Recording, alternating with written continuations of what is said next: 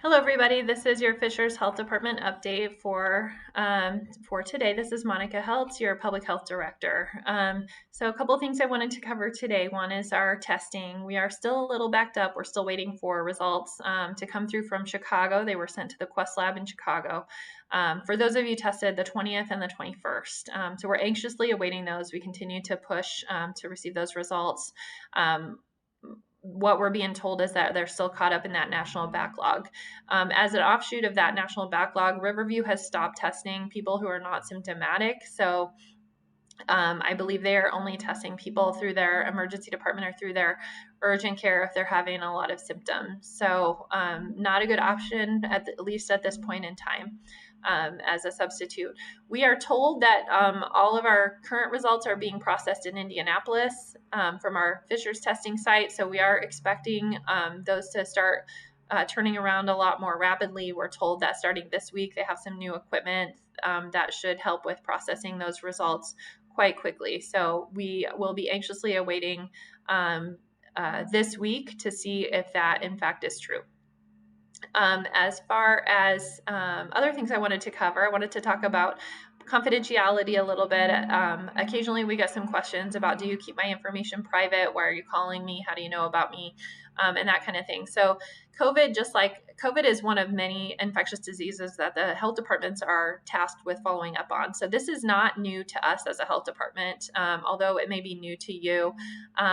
As a phone call from the health department. This is something that we do for 72 other reportable conditions.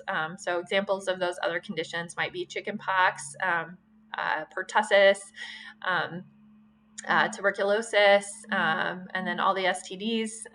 So those are things, again, that are not new to us as a health department, but might be new to you. But we do keep your information very confidential. We don't ever put anything on Facebook or anywhere about you or your activities. We would never share your name with another person. So even when we call you and we ask who you've been around and who your contacts are, we would not then call those contacts and tell them that you were the one that had infected them. We keep it, again, very confidential.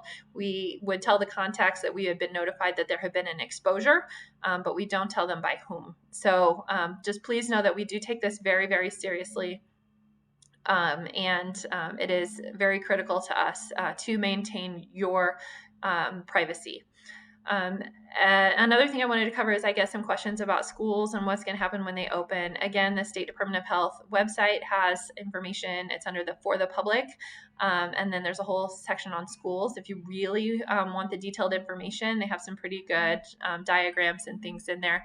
But in short, if we have a student in a class that tests positive, what we're going to do is look at all of the students that were sitting near them for more than 15 minutes. So sitting within 6 feet of them. So just the people they sit next to, pretty much, we hope, if they have assigned seats.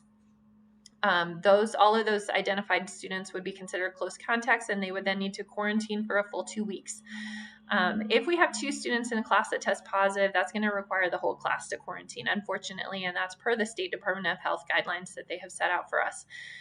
There are no specific guidelines about when we have to quarantine a whole school. They haven't yet determined what that point will be, and it'll probably be on a case-by-case basis, determined by a number of different factors. As far as teachers go, if we have a teacher that tests positive, again, we're going to be looking at that same criteria of the within 6 feet for more than 15 minutes. So if the teacher is able to maintain distancing throughout the day, we may not need to quarantine the students. We will, however, have to have a teacher to replace them if the students are going to come. So just another consideration, we'll need to have a substitute teacher identified. So the staffing with the teachers may be a little bit more difficult. Again, the teachers maintaining distance from the students is really important as far as that maintaining the staffing. So if a student tests positive, if the teacher was able to maintain distance from that student, then the teacher themselves may not need to quarantine. So just things to keep in mind as we're thinking about reopening school, or as some of the schools around here are reopening. That's the general guidelines that we're going with. And again, you can find that guidance on the State Department of Health website. Hope this helps, and take care and be safe out there. Keep wearing your mask. Keep doing all the good stuff so we can get ahead of this. Thanks. Bye.